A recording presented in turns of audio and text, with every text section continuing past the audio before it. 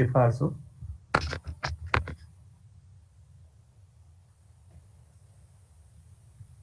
Stop presentation. Okay, I will. Neha ma'am. Um,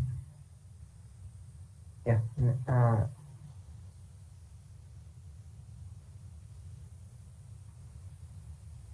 Neha ma'am, you are there?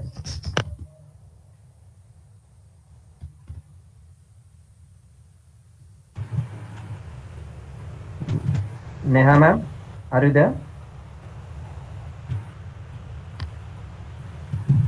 Hello. Yeah, I'm there. Yeah. Okay, okay, ma'am. Can you turn on your video, ma'am? Yeah, definitely.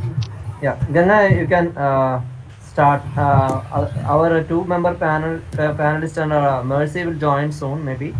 And Okay. Neha ma'am is Neha Tapadiya is difficult to join because she is in flight. Mm. Uh, Okay. like that I is can something. invite Yeah, everyone. First. yeah. You can start, Ganga. Sure. Okay, okay, okay. Yeah. Uh, okay. Hi, good evening to one and all. I am Ganga Manchima, and our team IEEE PES SBC NITC presents a panel discussion on taking the wheel of EV, growth of women leader, as part of the PES Day 2022. And it is my great pleasure to introduce the panelists before you. First, let me introduce the Neha Sharma, and she's the co-founder of Vijnata Private Limited, leading manufacturer of lithium batteries for electric vehicle, medical device, solar street light, etc. And I welcome you, ma'am, to the panel discussion. Thank you so much, Ganga, for the introduction. Okay, It's so ma'am. nice of you. Thank you. This is Neha Sharma. I'm co-founder of Vijnata Private Limited, also president of Delhi State Manufacturing Council, WICCI, Women's Indian Chamber of Commerce and Industry. And we make lithium batteries for electric vehicles. And we have also our electric bicycle that is a hassle-free and eco-friendly companion to commute in cities traffic. So I shall apologize. My voice may not be like clear because I've been suffering from cold since few days. So it may not be clearly audible, but I'll try my best. Ma'am, it's So clear. Yeah. yeah. Okay. So talking about the today's discussion, taking the wheel of EV growth of women leaders. Women's are definitely playing a significant role in the EV sector, and I should definitely applaud all the women out there in the leadership role, especially in the EV sector. So, Okay. if we talk about the women's leadership roles in the EV sector and all the development, and in all other development sectors also. So, women have always been underappreciated and underrepresented in automobile and mobility sector also, and the same has been same is being applied in the EV sector also. Though their role has been growing gradually and progressively as the time is progressing, but we can definitely say much more needs to be done in the same. And there are several challenges we should and we need to talk about in the EV sector. Women's are facing because we definitely need a inclusive gender-based EV ecosystem. If we need to grow our EV ecosystem in a very gender inclusive manner. So there are many challenges women face. It may be like irrational commitment towards gender-based social norms, socio-economic status, thinking patterns based on inequality. And here I must be and I should reflect on the different challenges women face. So we take up any data, any report, or we talk about the global statistics also. We can clearly say like we as a women are in the representation of workforce, or we as a women, if we need to represent ourselves as a leader in the industry or in the workforce, we are underrepresented. Globally also we can see the data that 1% of the gender equality funding goes towards, only 1% goes towards women led organization. So we should definitely talk about and we should take into account number of unique challenges women face that may be driven by maybe bias or disparity. because we definitely need an inclusive ecosystem. So first, as we move towards the life of a women, we can see clearly see the different challenges that grow up till the women take part in the workforce in the system. So early life and childhood, the first challenge that women face starts from their early life and childhood itself. Talking about patriarchy as an institution, women from young age are exposed to the patriarchy, and that is definitely endangering and life threatening for them. So this is the second phase women comes into. After that is education. So women's enrollment in higher education is a very important factor for their involvement as a leader in the workforce, or their involvement as someone who plays a very contributive role in the workforce in the EV system. So if we talk about women pursuing higher education, definitely it was 10% less since at the time of independence, and it has been growing, and it has been progressively growing, and in 2018 and 19 as per data it has been increased to 48.6%, and that's a very good number. But we need to move, we need to move all along. It's a very long path and we need to move. So definitely women have been increasing in the higher education, and it as per the 2018-19 data it has been 48.6% increase since independence. But if we specifically talk about our EV domain, it is definitely a domain related to engineering, technology and R&D field, and it is still male dominated in India, to a major extent. Definitely, the progress is being made. Number of females are growing as leaders in EV, but we need more numbers as of now. So the third challenge we face is when women join the workforce. So when women are joining the workforce, they are already joining the unequal landscape to some extent. An ecosystem, when our ecosystem is already biased for men, the structures are made for men.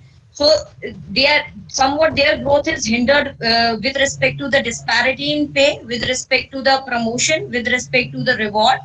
So it is something, it is also the challenge, it also accounts for the challenge women face. So their active participation in the workforce with respect to the performance support, with respect to the this performance review, with respect to the performance reward, with respect to promotion, with respect to opportunity, it should be matched equally with the men. So we can also talk about the next challenge comes, next challenge that we can talk about for the women is the marriage. You can already see major, like a very large portion of women, or a percentage, some portion, some percentage of women leave their jobs after marriage. Sixth challenge for them is the motherhood.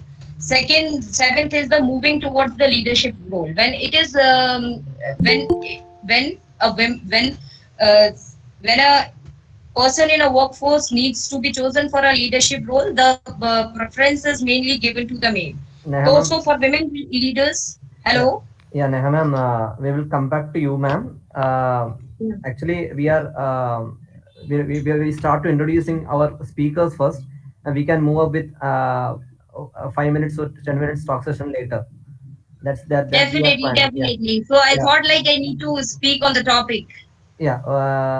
After that, we can speak in accordingly. Shifa will manage. Ganga, can you introduce other speakers too? Uh, And yes, Mercy, yes, yeah, ma'am. Miss Mercy is also joined now. Okay. Yeah, Mercy is there. Mercy. Hello, yes, I'm here. Yeah, yeah. Can you open your video? Just a minute. Currently still preparing, so yeah, be ready in 5. Yeah. Okay. So can I start introducing guys? Yeah. Then have to start introduce all Oh, the okay, panelists and okay. moderator. Then shift to Yeah, moderator. yeah. Yeah, yeah. It's Okay, better. okay. Yeah. I Thank you. will do that. And here we have, I'm introducing our next panelist. With pleasure, R Shanthi, and she is currently a group sector head of transmission and distribution sector, the power business unit of Tata Consulting Engineers Limited (TCE). And welcome you, ma'am, to this panel discussion. Thank you so much. Okay. I'm excited to be a part of this Industry Connect program of IEEE PES Students Chapter. In fact, I have been in some of the earlier sessions also and given some guest lectures and be I was a panelist in some of the sessions. And it's a very important and pertinent topic of today. Happy to be here and sharing whatever I have learned over the years and this upcoming field. In fact, we have to learn from each other, I would say. So happy to be here today. Okay, ma'am. It's our pleasure too. And here I am moving forward to introduce our next eminent personality over here, and which is Mercy Chelangat, the chair of IEEE PES Day 2022 and the founder of TechGaa Hub. And welcome you, ma'am. Miss. Um, Hello. Ma'am, am I Yeah. audible to you right now? Yes, yes, Welcome you're you to the audible. panel discussion of our platform IEEE PES SBC NITC. Yes, you're audible. Can you hear me? Yes, ma'am. Yeah. Okay. Okay. Yeah, so yeah, it's a pleasure to be here with you today. Like the other panelists have said, this is an important topic, and we also see it as one of the ways in the rural areas to ensure that people can use the power from the microgrid to improve transportation, and also as a way to reduce the emissions, especially seeing that the transport sector is one of the highest sectors contributing to pollution and global warming. So I'm happy to be here today and looking forward to the discussion. Thank you. Yeah. Okay, ma'am. Thank you. And I'm also welcoming our uh, fourth panelist and Neha Tapadiya, the co-founder of SCION Energy Storage, and she's also well manages the marketing initiatives, the digital marketing, accounting management, and customer relations. But I hope she couldn't be there in our platform as of due to some inconvenience, I guess. But sorry from her part. And here I am welcome our moderator of this panel discussion, Shifa H Rahman, as a senior research fellow from our own NITC. So over to you, ma'am. And I'm also welcoming all the participants who gathered here for this panel discussion as well. Thank you. So Thank, let's have a vibrant panel discussion. So uh, over to you, Shifa. thank you, Ganga. Thanks a lot. I once again welcome all the panelists, and we are all excited for this discussion. Okay, so I think we'll come back to you, Neha Sharma, ma'am. It was definitely we were. I mean, I was seriously listening to what you were saying, and I got lost actually. But somehow we will start. We'll go with the agenda first. So we'll start with Mercy Chelangat, ma'am. Ma'am, Mercy, ma'am. So, hello. Ma'am, Neha ma'am, Mercy ma'am, can you open the video? Sorry. Yeah. Mm, yeah, we'll start with Mercy, ma'am. Let us hear what she has to say on the topic, today's topic. Um, Hi. So yeah, sorry, I'm still getting ready. It's 6 a.m. in my new time zone. So um, yeah. Okay. So yeah, as we can see that there is underrepresentation of women in the power and energy sector. The percentage even grows lower when you go to the when you think about the women who are participating in this sector. So for to continue to ensure that we empower more women, we need to ensure that we keenly ensure that women are part of this discussion. And this is a really good start, and it's inspiring to see other fellow women as part of this discussion. So I think Is there any particular question like that I need to answer regarding the EVs, or I can just say talk about my experience?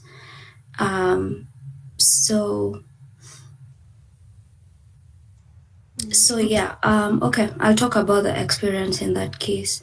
So we have been doing a research on electric vehicles in Kenya, and especially in the rural communities, to ensure that people have a way of transporting what they produce to the right destination, or even if they want to carry themselves or their goods.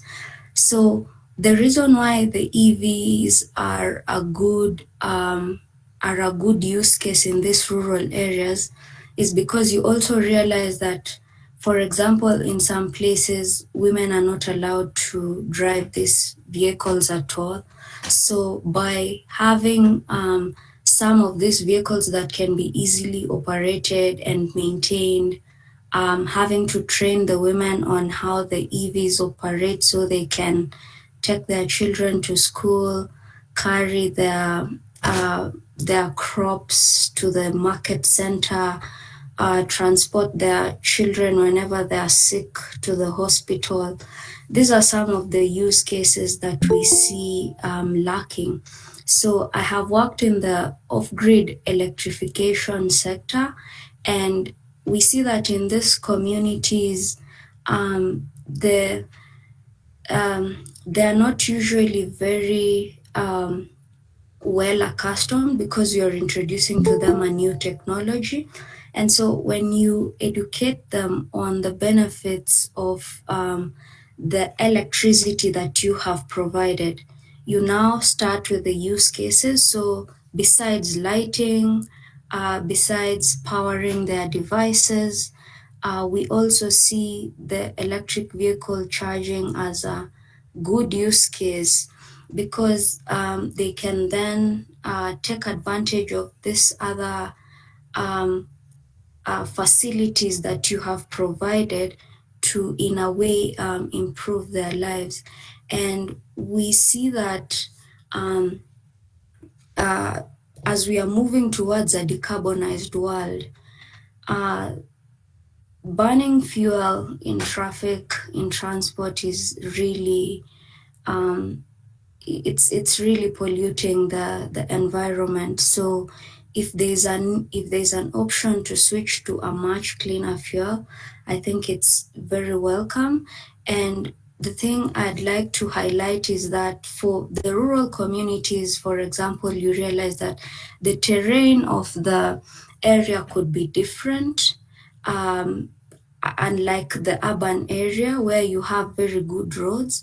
So some of these electric vehicles that we thought of introducing wasn't that a simple task. We had to also find out the terrain challenges. For example, it could be rocky, and you had to now customize the chassis of the car to actually fit the local situation there. So we tried things like tuk-tuks, and we realized that they were spoiling really quickly because of a lot of tension from the rocks and all that. So we had to reinforce them with extra chassis, and then the wheels also have to be reinforced, and more importantly, they could be from the start designed as an off-road vehicle. So those are some of the modifications that we saw would help improve the functioning of electric vehicles. And then another aspect is that there's not enough range, there's not enough charging stations within the village. So how do you help the villagers solve the challenge if they run out of charge along the way? And we know these are places where probably there could be no electricity in the next distance they travel. So we thought of this idea to introduce swappable batteries in a way that the battery is easily packaged and can easily be removed. So these are some of the things that when working with the different environments, it's important to see how you can help make it better. And by providing the electric vehicles to use the power from your solar microgrid, um, is one step towards helping them, but also ensuring that the EVs are reliable and they can use them in a way that benefits the community, um, is really essential. The other thing I also want to point out is we had to take this model of operation from one that anyone could just use it to one where it's owned by the community. So the cooperative model of operation worked better for us, especially because we found that villagers were now able to group to get themselves together in groups, um, say that, you know, we are going to help each other do this, as opposed to where you'd say every family comes and takes the electric vehicle, to made it seem like a competition. So there are many aspects where we need to customize the the situation in order to fit the needs of the community. And in this, we see that we had to work together with the community. That's a social factor. The technical factor was reinforcing the vehicle so that it could withstand the stress that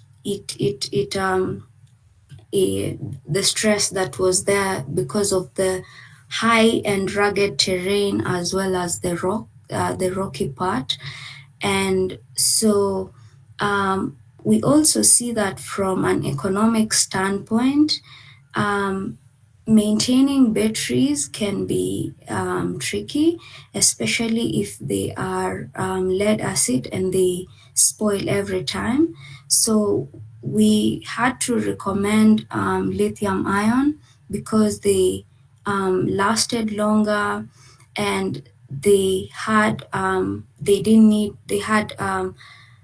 a longer life cycle, and this was now easier to save in the long run.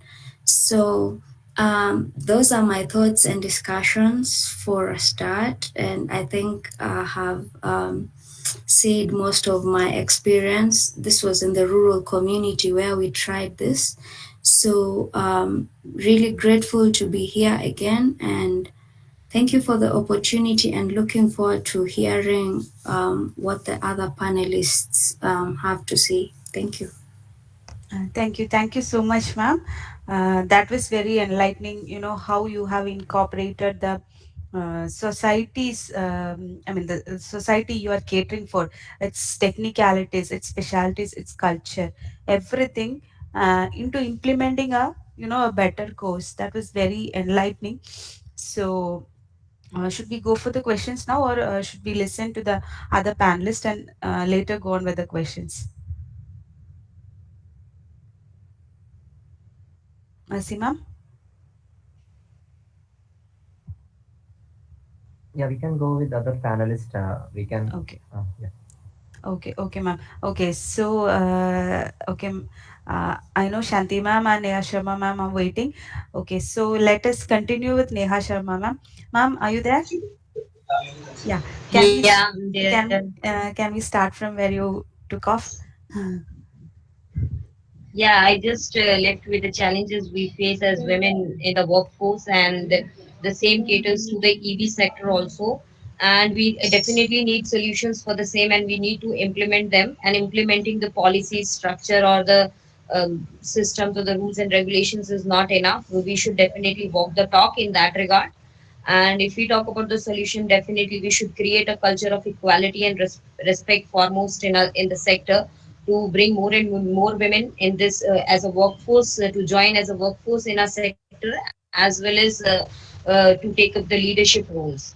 So we should also that will pave a way for the gender inclusive recruitment process also, and for the gender inclusive for creating the gender inclusive EV sector and organizations as well.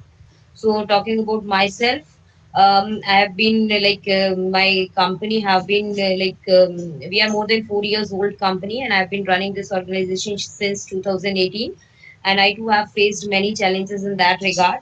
So but everyone in my sector have been more and more cooperative with me, and they have been very supportive with me as a woman.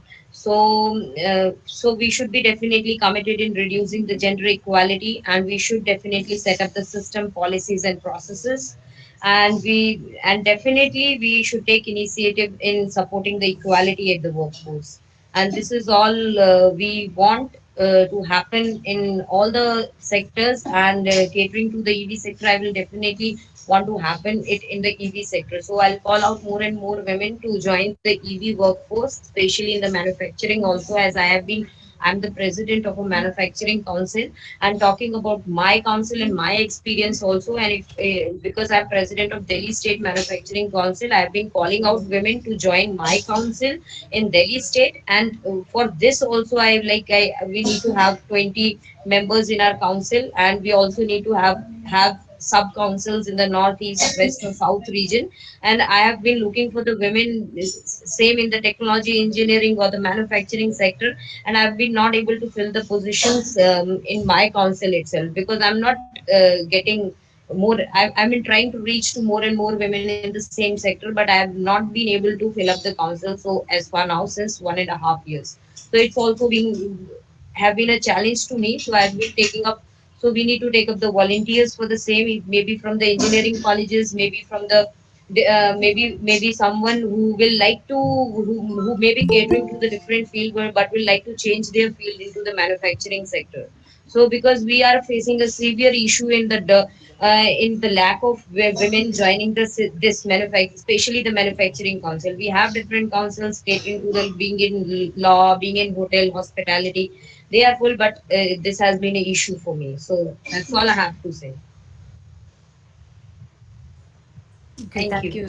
Thank you. Thank you so much. Thank you, ma'am. Thank you so much. Actually, you know, hearing you say that you are still struggling to get enough number of women into the your council is, indicating how much more of women workforce is needed right now in India. Okay, there are so Right. many. Yes, ma'am. Right, especially in manufacturing, because like we are able to get the women in law, in hospitality, or in CA. There are plenty of women out there in the same field, in the fashion. But if we talk about engineering, technology, or in the manufacturing, there are very less women, and I'm not able to find. So Yes. that's the main thing. Yes, ma'am, it is really saddening. We'll let us hope it will get better soon. We'll go back to Shanti. We'll start with Shanti, ma'am, and then we'll come back to all the panelists with the questions we have. Shanti, ma'am. Yeah, thank you. As I said, I mean, today it's very interesting in the sense, like as we all know, let me take you from the broader perspective, then come to the specific topic. Like today, we are at the threshold of energy transition. All of us know that we are very much witnessing the energy transition from the from the earlier days. As we all know that in order to contain the temperatures, global warming to less than 1.5 degrees temperature rise with respect to the pre-industrial levels as per the agreement, the Paris Agreement, the famous Paris Agreement. So all the countries and corporations and corporate bodies are signed up for doing their bit and to combat climate change. So it is not enough just to make a pledge. We have to have an inclusive and a sustainable one so that this energy transition is real and it is self-sustaining. So that is the outset of the entire transition as such. So if you say that, as was mentioned by Ms. Mercy as well, there are many sectors which participate in carbon CO2 emissions or the GHG emissions. So we need to look at them carefully. There are, for example, it is not possible probably to electrify all of them. See, if you say as per the IRENA report, There are three main areas. Basically, you have to electrify, you have to go for renewable sources, and in fact you have to improve the efficiency. So coming to the electrification, it is not enough if we electrify few sectors. We have to electrify almost all the sectors so that the impact is visible.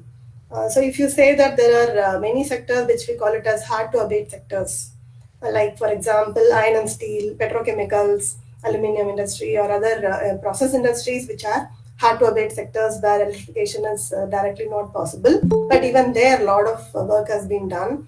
For example, using in iron and steel industry, if you take use of hydrogen, I know for reduction instead of using coal or co-products. Similarly, for steel making, nowadays we started using the electric arc furnace. So a lot of electrification is happening in those industries which are hard to abate.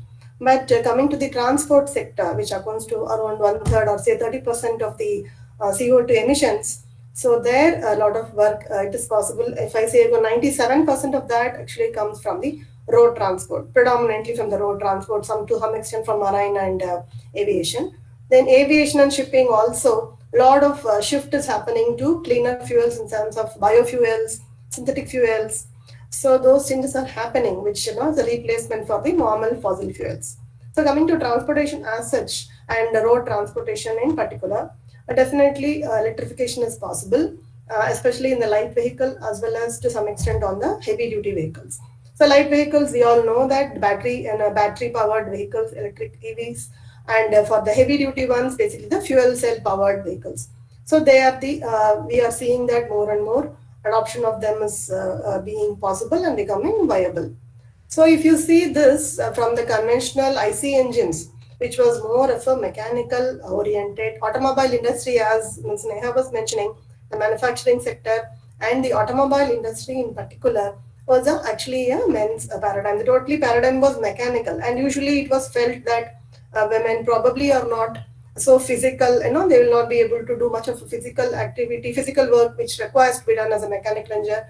I'm not denying the fact that there have been many successful mechanical engineers in our country, but the general impression or the feeling is that it is more of a man's paradigm. Whereas now with the EVs, it has thrown up a lot more new opportunities for all of us. See, basically, it is all disruptive technologies which are coming in. One is that a lot of controllers are there. It is basically shifted from mechanical to electromechanical or electronic paradigm, which is very easy for women to enter. So I see a lot of positive aspects in what is happening today. So my opinion is that it has really opened up a lot of opportunities. If you see the EV, what do you call the EV life cycle chain or EV economy or a EV entire life cycle, if you take the components in the EV vehicle, it is more of controllers, electric motors, batteries and their control chargers. So like it opens up a lot of avenue for women to enter with their own whatever credentials and experience they bring in, they can definitely add value. So I am seeing a lot of positive things which are happening, which is conducive for women to enter this area. So if you see about the EV as such, a lot of, for example, there are many environments, basically the connected car, many of us would have heard that, and many of you are in the industry will know that. So a lot of things are happening in terms of connectivity and artificial intelligence and a lot of things like that, which is going to enable and make the EV more smart.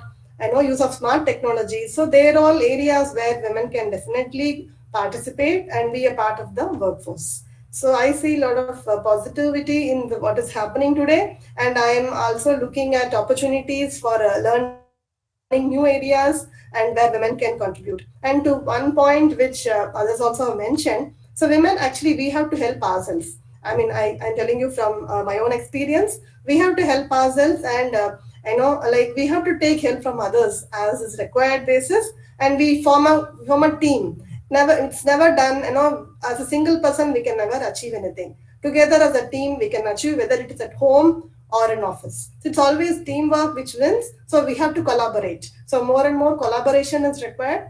And I am happy to say that I have actually completed more than 28 years in my service as an engineer. I joined as a trainee electrical engineer in Tata Consulting Engineers, and now I have done various roles from leading projects to leading sector. Until recently, I was handling the renewable sector. responsible for solar, wind, and battery storage projects. Much before that, I was doing all thermal projects. So I myself, in my career, I'm seeing an energy transition, I would say. I started my career as a thermal project engineer, and now I have moved to a renewable, where we're talking about the renewable generation. And I am now into T&D sector, where I'll be also integrating EVs into the grid. So I myself seen an energy transition in my own career graph, and I have been having very supportive male colleagues. So I wanted to also thank the support I got from my colleagues and my family, which has helped me come this far. So definitely it is possible. I know there are challenges each of us face in each of our phase of life. So if we have a good support system, which we have to create, I suppose, both at office and at home, then definitely we can be useful and contribute for this, as a workforce, as a useful contributor for the society. These are my, what do you call, small piece of thought which I wanted to share. Thanks, Shifa. Thank you, Shanti ma'am. This was, we didn't know this transition from our fuel cars, fossil fuel car transportation to EV, have, you know, uh, just as you put into the words just now, have opened opportunities for women more than the previous case. Okay, so thanks for that point of view, ma'am. That was really enlightening. Thank you, ma'am. And so, okay, so these are the panelists. I think Neha Kapadia, ma'am, she couldn't join us until now. So I think we'll go to the discussion directly. Okay, so three of you have shared your experience. So I would like to ask Mercy, ma'am. I have a question for you, ma'am. Mercy, ma'am. Um,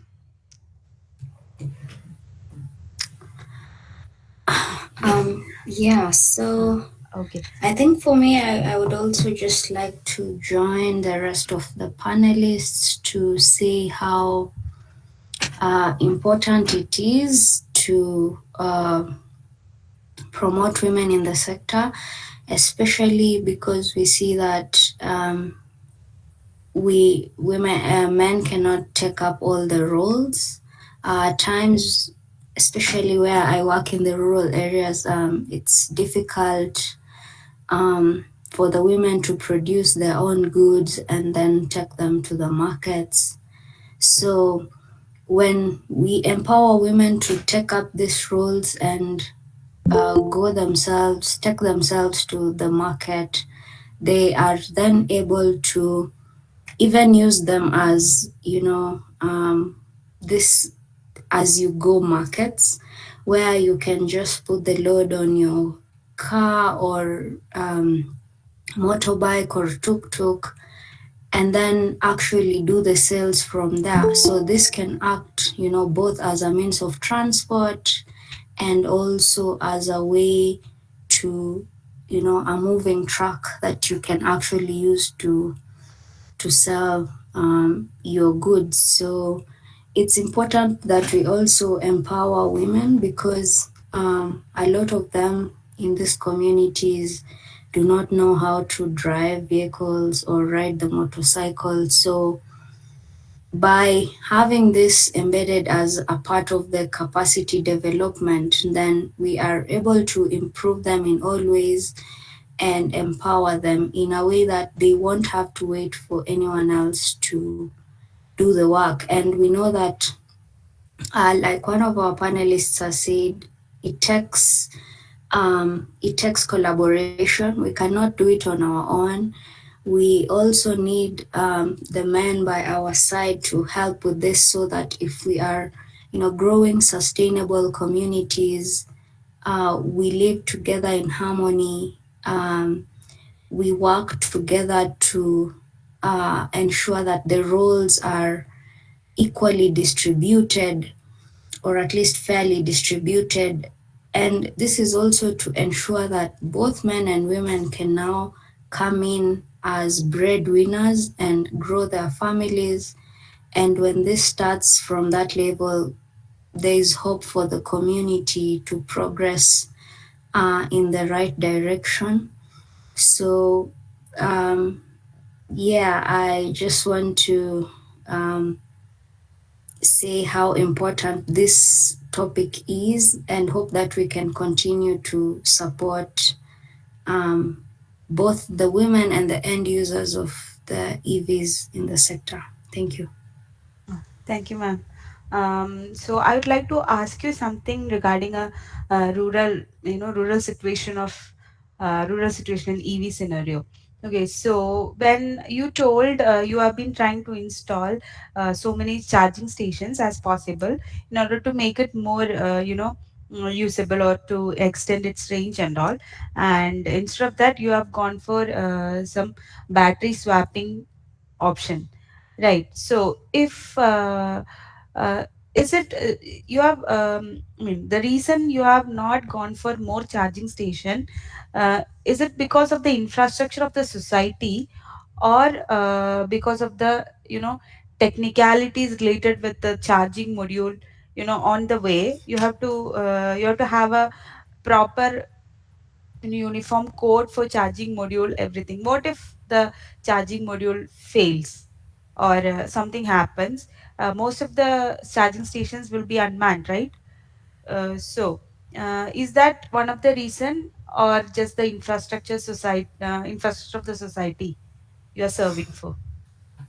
Okay, good question. So, yeah, in the communities we work in, you realize that for one, they live very far away from each other. They have lots of land, and this could be communally owned or just individually owned.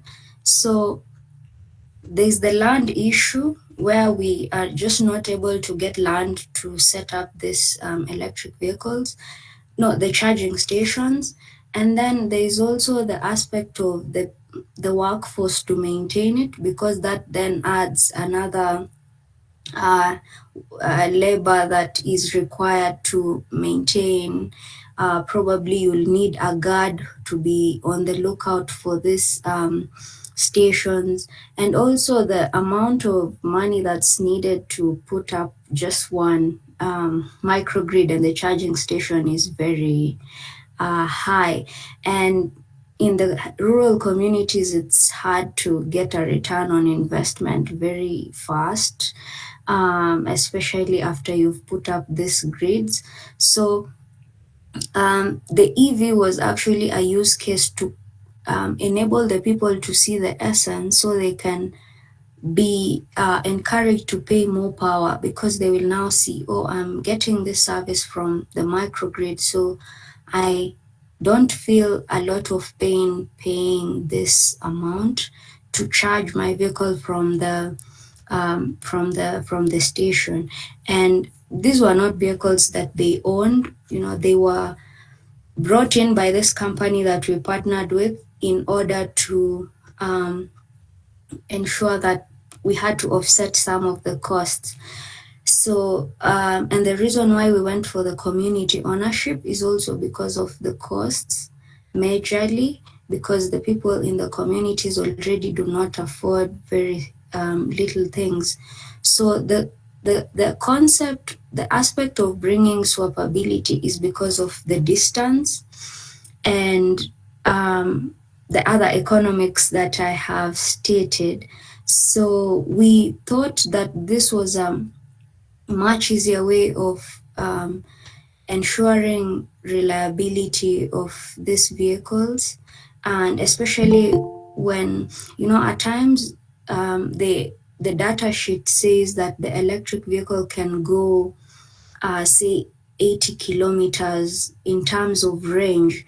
But then when these other factors like the the terrain of the land comes into play, then you realize at some point you need to use more power to actually navigate some of these very bad routes. So that then reduces the range to almost 50 kilometers, which takes out most of what was initially planned for. So this came in as a way to to reinforce reliability and also ensure that people don't um, just get stranded on the way because they didn't have charge. And the way that it was done was that these batteries, as we know, the batteries are quite sensitive and they are like packaged in packs, several of them. So they need to be packaged in a way where it's easily removable and easily, it can be done by anyone. And seeing that these are not people who've handled electricity or electronics a lot, we had to make it the easiest for them so that they could just easily put in and take out whenever it was needed. So a lot of factors influenced it, but I think the range was the main factor at play here. Yeah, Okay, thanks. thank you, ma'am. Thank you, ma'am. One more question.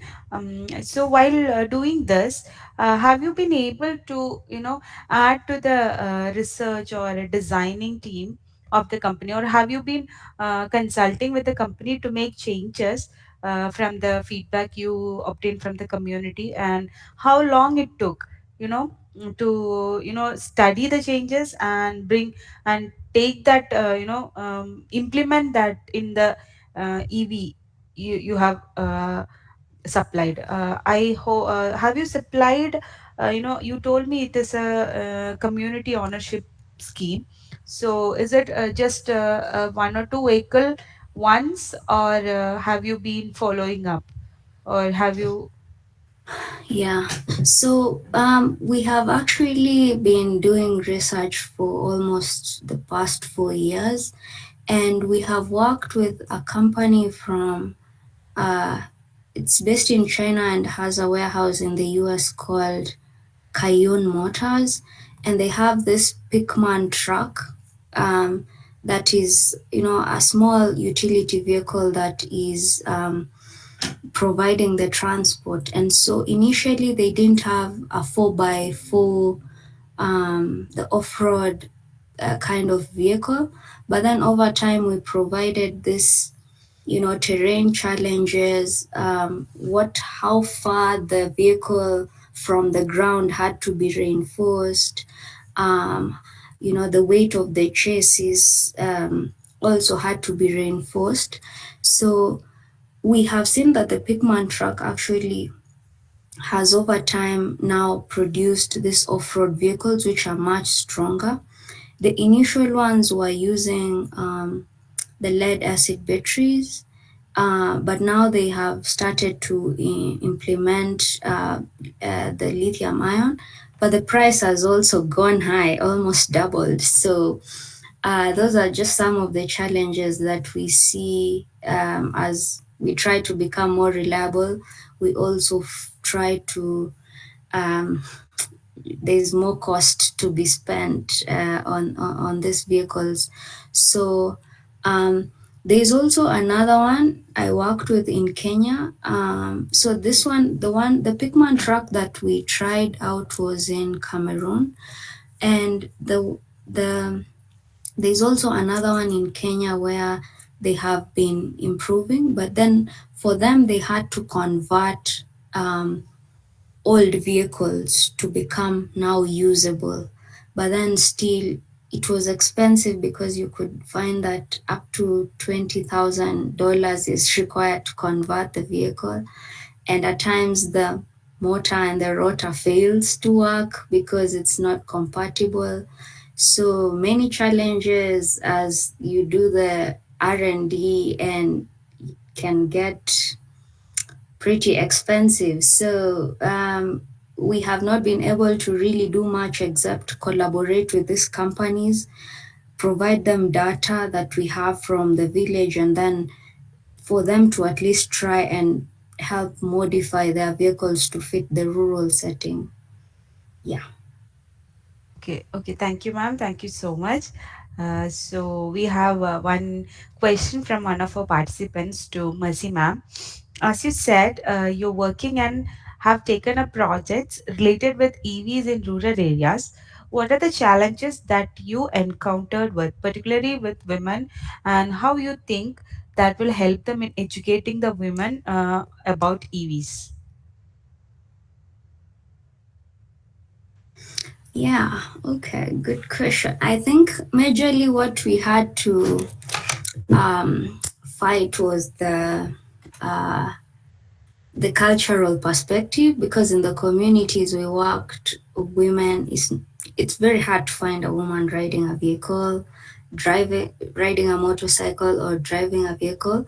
So the first time we introduced the topic to them, um, they were a bit unwilling, especially because they thought that it was going against perhaps their husband wishes, or even just what the culture believed in. And so seeing a lot of culture at times can be restricting for women's participation, we had to educate both the women and the men, let them know about the advantages of working together, um, to ensure that this was beneficial to them. And it was interesting because nowadays you can see more women riding motorcycles, whether they are EVs or still the fuel based. And it's great to see that the men are also starting to support them, because through other projects that were under the women empowerment perspective, they started to see women making savings, women having money to buy water tanks, um, taking their children to school. So initially it was only the man's burden, but now that they were both doing it, they saw this as a positive outlook on the community, and they actually didn't mind it at all. So if there is value in the work that you're doing, keep doing it. Don't be swayed by the challenges. I think I have learned that they will always be there. So you just have to find a way to ensure they both work together for the overall benefit of the community. Yeah, thanks.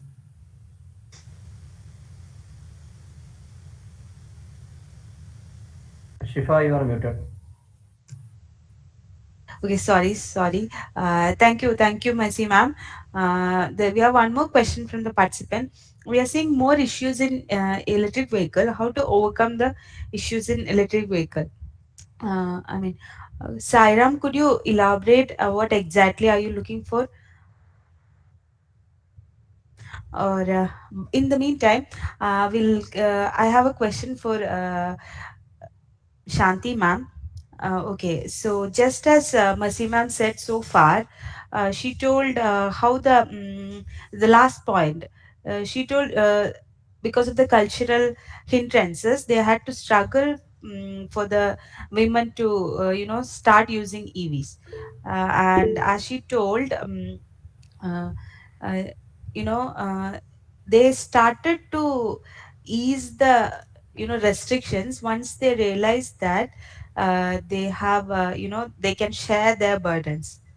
Okay, so as a working woman, and you have worked so far, I mean, so long, so you might have shared the burdens, financial or transportation burdens with your partner. But how far do you think, how far are I mean, the in an intense scenario, how far are the husbands willing to share the burdens at home also? They are ready to encourage women if they are able to share the other burdens, financial, transportation burdens. So how have you felt so far in your journey as an engineer working so long? I just wanted to know. I'm just curious, that's all. Yeah, yeah. As I already mentioned to you, we should never think we are alone. That is the first thing. First of all, whenever if we come to our office, also we have a team, and each one of us have a role to play, and we as a team person, we contribute. Likewise, in the home scenario also, we should have developed a support system. That's what I'm telling. It's not that you start expecting others will understand and start sharing your. It's not like that. You have to have an open discussion, and not only your partner, even your children. Like you have to make the the ecosystem in such a way, or your in-laws, or whoever is your support system. Once they see that there is a point in whatever we are making, definitely they will contribute. It is like it's not one way. Even we have to help them in some other way, right? It's mutual. So that is why I said I have been very lucky. I should say I have a good support system. At the same time, maybe I have done also some sacrifices for others. So it works both ways. So it's always mutual.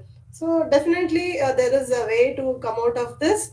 And in fact, to tell you, I have been inspired by my mother. I mean, she was a teacher for 40 years. So, and we had with my siblings, I can imagine how she was managing her office, I mean, work home scenario. So probably that has inspired me also. And my aunties, they have been gazetted officers in government service. So there have been instances where we have been inspired, and we all share the work. It's not that it's the burden has to be by some financial burden to be by some the home, I mean housework by some. It all depends. Of course, I cannot generalize. Situation varies from person to person. But if you ask my journey, it has always been. I've seen my father helping my mother in many activities, in household activities. Like, and it's always what do you call a contribution from both of them, both financial as well as in other matters, decision making in the house. So it's basically women empowerment, and we should also try to help others, each other in the family.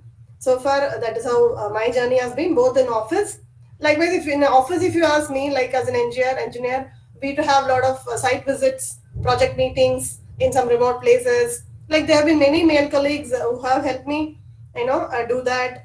And there are many inspiring women in my own company, who have gone alone during the maybe the UN rehabilitation, or even any other recent activities. They have gone for commissioning. So I have been inspired by many women leaders in my own company, and in the Tata group as well as in my own company. So definitely there are role models, and we have to make a solution. If we have a thought and we have inclination, definitely we can make it happen.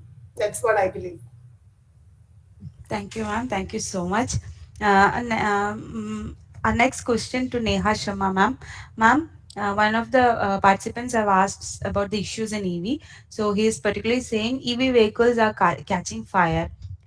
Catching, they are more prone to catch fire with the batteries operating inside. I mean, with the heavy batteries operating inside and all. So, what do you have to say about this? So when we talk about the EV batteries catching more and more fires, the things that we need to take care of is, the first thing is the quality. We need to deal, if we are making batteries, we need to deal in the quality products or quality raw materials. We should not opt for the substandard products, raw material. If it is taken care of, the two things that is left to be taken care of is, number one is short circuit, and then number two is heating problem. So the short circuit, if you take care of the short circuit, the battery will never catch fire. For the short circuit to be taken care of, the person, the company should always, the company should always use this automobile high grade type of connectors, because if the connectors are of substandard quality, the sparking cause them to melt or melt, and the short circuit happens. And the second problem is heating problem that needs to be taken care of. So the thermal management is one thing that needs to be incorporated in the EV sector to prevent the batteries from catching fire. So this is all I have to say for that. Okay, okay, thank you, ma'am.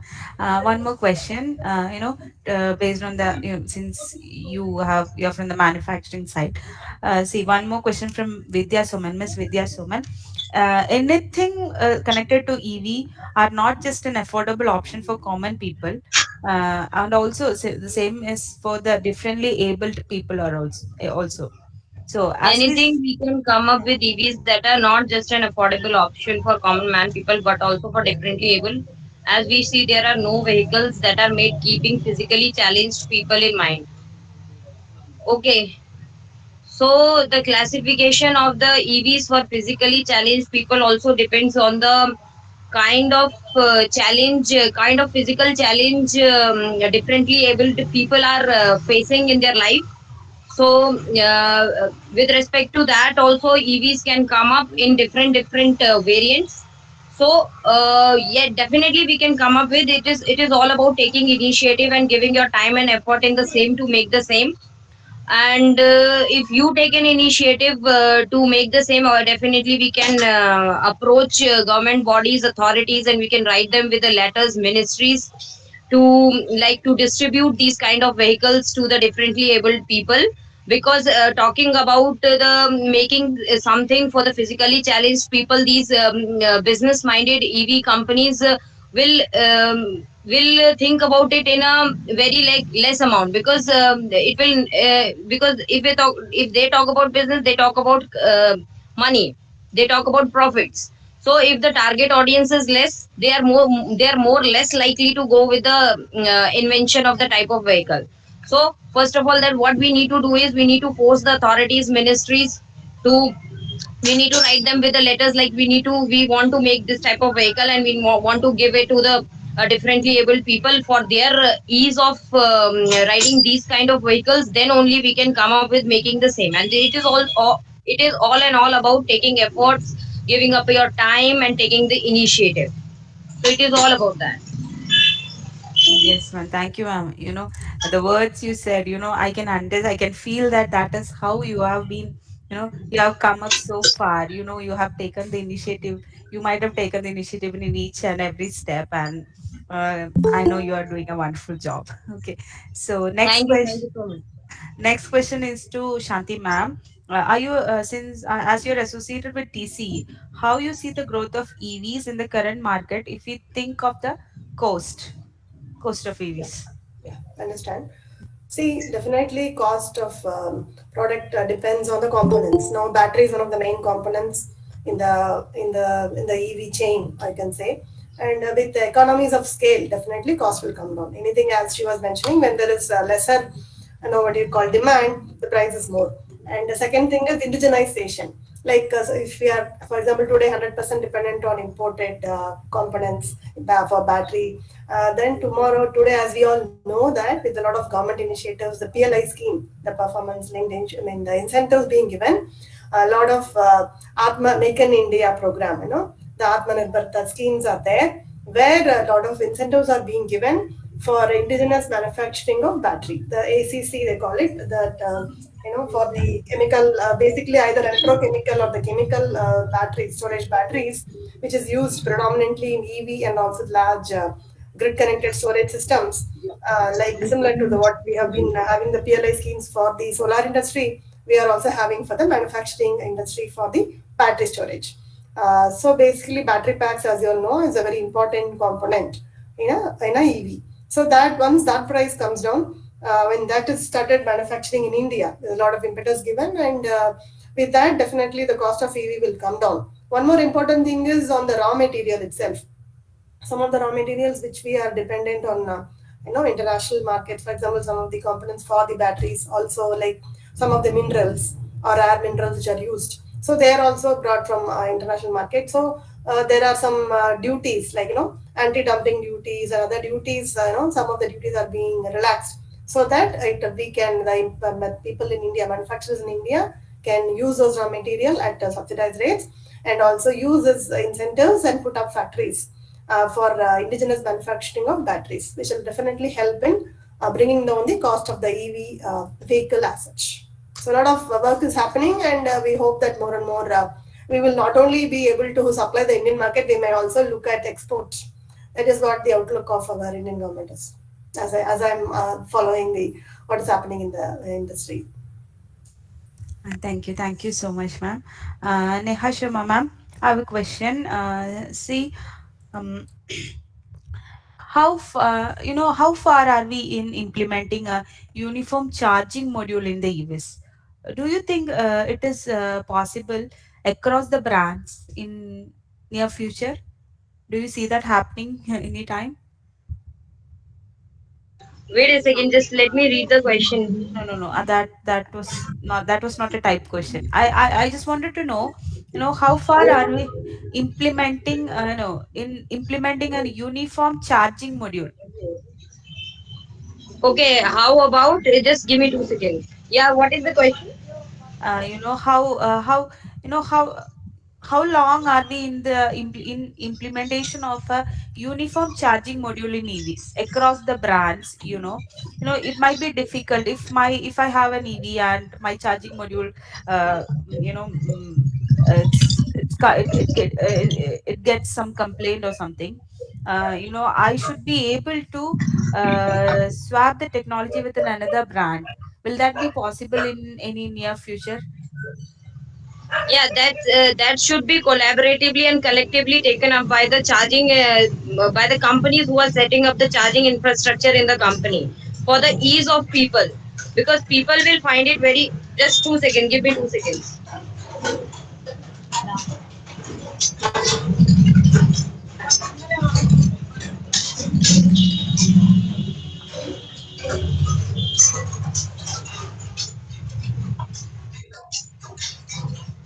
Hello.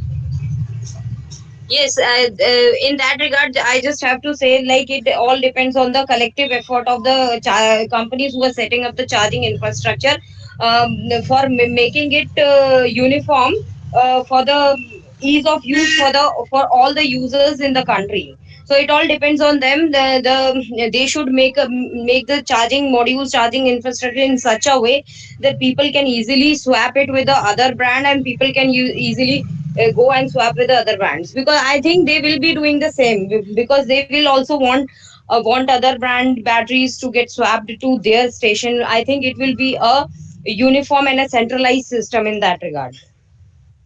Okay. Okay, thank you, ma'am. And a follow-up question from Neha, ma'am, from Miss Vidya Soman itself. You have told no to take up the initiative to challenge authorities or the government, for for the manufacturing of EVs for differently able people. She is ready to take up the initiative. She wanted to know if you can provide a channel as to how to proceed with the cause.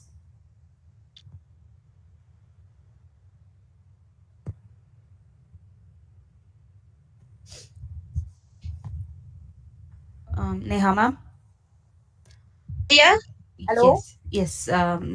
Did you get the question? The question is on the No, chat no, box. I just didn't was not able to hear the question. Okay. It is. You told no before previously that to take up the initiative to challenge the authorities and government for making the EVs available to differently abled people. Yes, So, we need to reach the government in that regard. It's not like that government does not want, and government does not want it to happen. Their only role is to implement the policies and help the people. But we are the ones who need to tell the government that as a user or as a community, we want this in our sector, or we want this to implement. So we need to write letters to the authorities. We need to do meetings and take up the issue and should discuss with the same. They will definitely come up with the same. It's all taking up the effort, time, money, initiative, and doing the same. okay, okay, thank you, ma'am. Next, I have to ask Shanti ma'am a question. With in since we are, I'm talking about Kerala in general. Okay, so in Kerala we have very less factories. So this peak hour is a major concern here.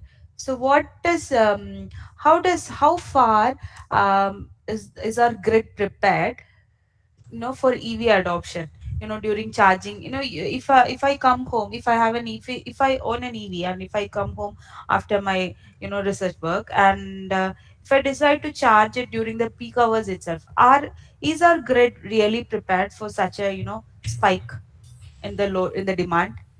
Yeah, good question. See, with any new technology comes with its own unique challenges, right? So there also we'll have to be innovative to find new solutions as well. Okay, so that is the broad answer. Like if you tell specifically, yeah, EV charging definitely in the short run, I mean on the immediate short term, it's going to cause congestion in the distribution lines. And it may also cause overloading of the transformers, distribution transformers. That's the reality. But the thing is, this can be mitigated by going in for more distributed generation. See, now today, all of us, rather than we are just being a consumer, we can be prosumers. It's a new word you might have heard as prosumer. We also produce, we also consume. There is net metering. So more and more, we should encourage, distributed generation at the load centers. So that will really help the congestion in the distribution network or the transmission infrastructure. That is one part of it. But as far as the grid preparedness is concerned, one is this. Second thing is on the power quality. See, we know that there's a lot of electronics involved, in the converters and all that involved in the EV setup. Unlike our conventional IC machines, I mean the internal combustion engine driven vehicles. So there are challenges with respect to harmonics, the effect with respect to sag and swell in the grid. There'll be effect with respect to flicker. So the power quality issues could be is a reality actually whenever we connect EV in the grid. But the thing is, they can be managed by proper grid management. I would say with proper grid management, these things can be taken care by in terms of the quantity, amount of charging, and the time of charging. You were asking me a question like, how is it possible that I come and charge in the evening? See, that could be possible, that could become a reality. One more and more distributed generation is available.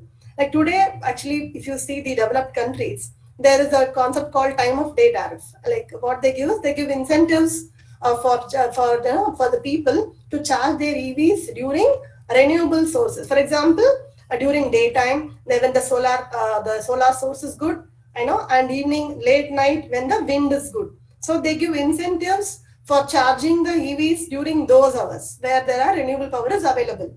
So that will be a really good kind of, that's why we call it as a demand side management, or we call it as a distributed segment management and distributed service management. So it has to be, it's not like, one way direction the power is flowing. Now the communication has to go back in the reverse direction. So it's more of a interactive management, both on the load side and the source side. So it's more of an interactive kind of charging there than a one-way traffic. It's not a power just in the conventional things. Is not that power we just receive from the generation to the load. It's not like that. We have to communicate back with our information with the kind of smart equipment we are having. Like you might have already heard of smart controls at homes, smart homes, and things like that. So similarly, EVs also with proper management of the duration and the time of charging, this grid, whatever impact on the grid can be easily managed.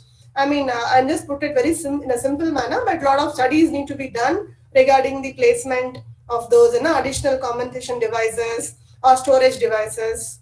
It is required in the grid. Also, one more point I would like to add. In fact, EVs and renewable generation are very much complementary in nature, because like batteries, it is not just from the grid to, you are talking about charging, that is from grid to the vehicle. There is another concept called vehicle to grid. So if you look at the larger picture, when we have more electric vehicles in the market, they act as a very good source of storage, because they store power, right? They store energy. I mean, they can contribute to energy. So they can also help in better grid management, like in terms of voltage control, frequency control, and many other power factor, many other aspects. They can really come into complement the renewable sources for a better grid management. So it is actually both ways. Thank you so much, ma'am. One more thing I would like to add is, from my experience, my mom was a teacher. She retires this month, so she wanted to ride a vehicle by herself to school every day. We live very nearby to the her school, so she need only to walk. But when after time when it is very hot and all, she would she wanted to drive a vehicle by herself. But as a woman, uh, she couldn't find to she couldn't find enough time to get her trained how in driving and get a license and all. And EV has helped her a lot, because EV scooter didn't require any license, and so she was very more than happy to ride it to school. So that I mean, I just wanted to point out a way how EV empowered my mother in a very simple way. That's it. And in this contest, I would like to ask a question. Do you think, how, as a woman, uh, do we really have a security constraint if a woman traveling alone at night or sometime, and going inside or using a unmanned charging station alone? Do we have a security? Do we have a a problem there? A security constraint? What do you think of it? Mercy ma'am was talking about rural area, use of EV in rural area and all. Battery swapping is that is okay, I guess, because there will be some people to manage it and all. So what will be the case in unmanned charging stations? I'm Yes. just curious to know how far have you have you studied about it? Yeah. One thing I can tell you is that previously also I was mentioning about the connected car concept. So now it's driving a car is, especially if you talk about a car, the EV driven car, EV powered car, it's more of a experience. That's what today we are seeing that there are many cars coming out. It's an IoT environment. It's, the industrial Internet of Things, and which has got a lot of features. One is of course the entertainment. They call it infotainment, where it is having of course with everything is data driven. I mean, it is you have to have your what do you call Wi-Fi enabled, or it is your 5G network or whatever it is. So that one is access to internet. So always you are connected. One is there are systems coming up. In fact, the advanced countries are already there. You are connected. You can communicate from your vehicle. Your vehicle can communicate to the adjacent vehicle. In terms of especially in highways where there could be an accident prone zone or something like that, or could be your stationary equipment. You can communicate to your stationary equipment like a toll gate or some other charging station. You could be really coming to know where the next charging station is or where the next shopping center is. So they're all what I meant is those aspects. If I consider all the features which are coming up in today's car with artificial intelligence and things like that, I don't think we will ever feel alone or insecure, even as a woman not driving it. That's what I feel, because with the technology we can use it. It can be used. If you are aware, like already we are using those and tracking the drives when we are using a Ola or a Uber. You know that we can as well put the mode to tracking, so always somebody knows at home or wherever. Some other person can know where you're going. So it is a much more higher level of sophistication is being planned in the EVs of today and tomorrow. So I'm sure security will not be a concern because you're not alone. It's a connected core concept. Thank you, ma'am. I have one more question for Neha Sharma, ma'am. Are you here? Neha, ma'am? Is she here? I think she's not online. Okay, then Shanti ma'am can also give some insights on this. Neha ma'am was telling me she couldn't find enough members, in the manufacturing sector and all. So I think, after our uh, graduation, for UG courses, most of the girls are looking for a more secure job or a placement in a company, and most of them are kind of reluctant to go for a startup where you can actively participate in manufacturing or manufacturing of batteries, everything, even the vehicle. But do you think government, or I don't know if I'm aware of, do you think government have incentive for women for startups and all? Are you aware of it? I just wanted to know and make the audience aware. Maybe Neha would have been a better person to answer that because Yeah. she started her own company. But I'm sure there will be a ease of doing business definitely coming up. I'm not sure in particular about women whether there are some incentives in that way. But definitely, I can see that over the years, manufacturing has been supporting the. I can think of this medium and small industries. We call it MSMEs, okay? Medium, micro, small, and medium scale industries. Definitely, the government is giving a lot of impetus and support for MSMEs. So I'm sure that women also can participate in such initiatives and benefit from those micro, small, and medium enterprises, they call it. And basically for small component manufacturing. So EV also have got some components. So probably definitely that would be applicable for that as well. Okay. Okay. Thank you, ma'am. Actually, we have almost come to the end of our discussion. I think we all had a very, very enlightening discussion so far. We have covered so many topics. Our topic was leaders in women leaders in EV sector, but I think we have covered much more than that. We have started from electrification in rural area and how cultural this cultural values, patriarchy affects in the basic use of a vehicle, uh, which is so easy for the other gender. And we have seen how EV adoption have opened opportunities for women, especially women, to to increase their participation. And Neha ma'am told we really need more workforce in order to make a change. We need more workforce. So, Yeah, uh, Neha ma'am joined Shifa now. uh-huh. Neha ma'am. Yes. Yes, I have a question for you. Yes. Shanti ma'am helped us a little bit, but I want to know more if there is anything more that should be aware of.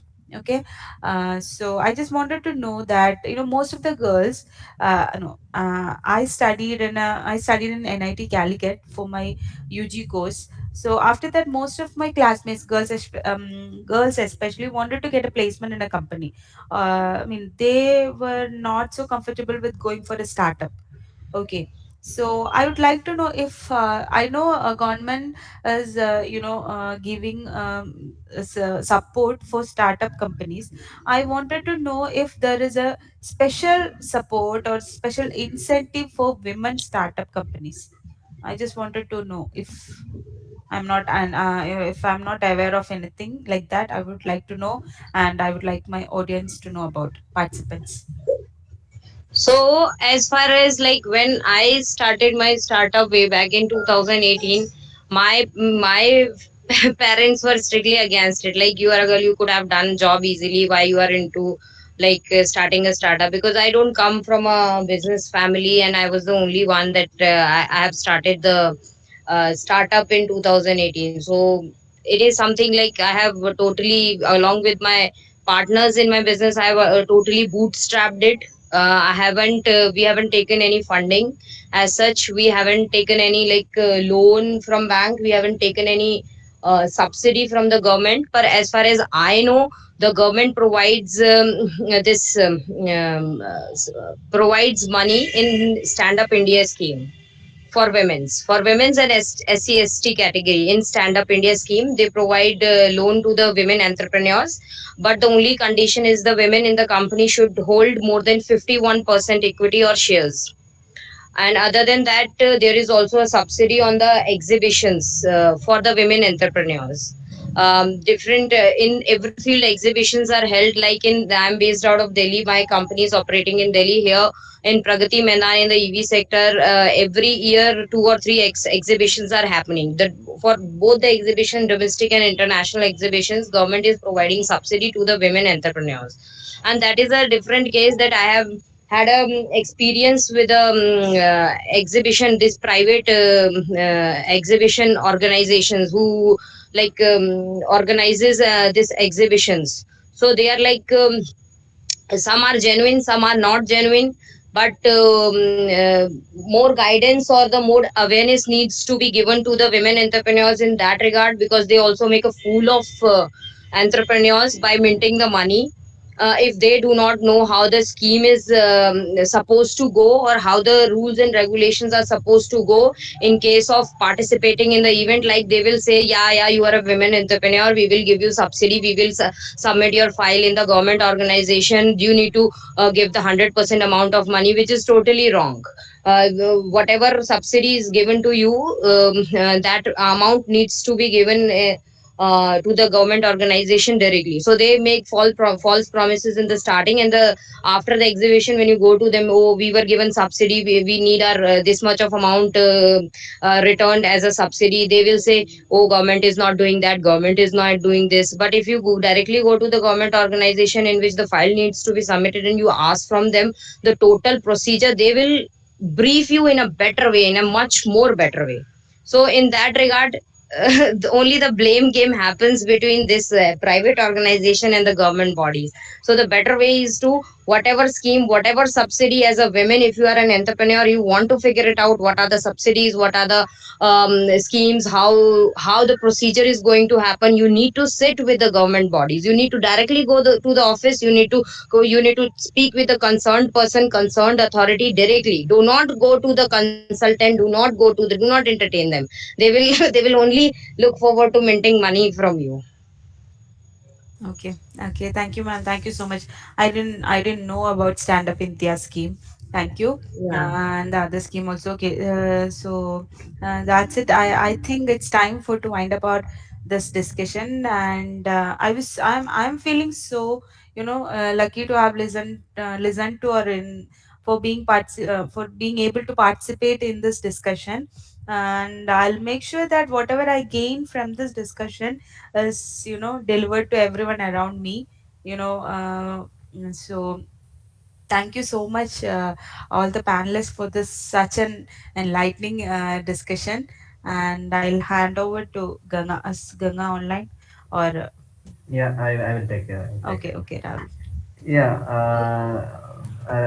on behalf of IEEE PES SBC NITC, we would like to thank all the panelists, those who came for the in this busy schedule, like Mercy ma'am is in some other commitments itself.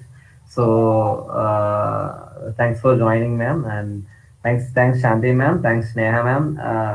In spite of his, if you are all busy schedule right now, so thanks for coming for our little platform. Thanks, man.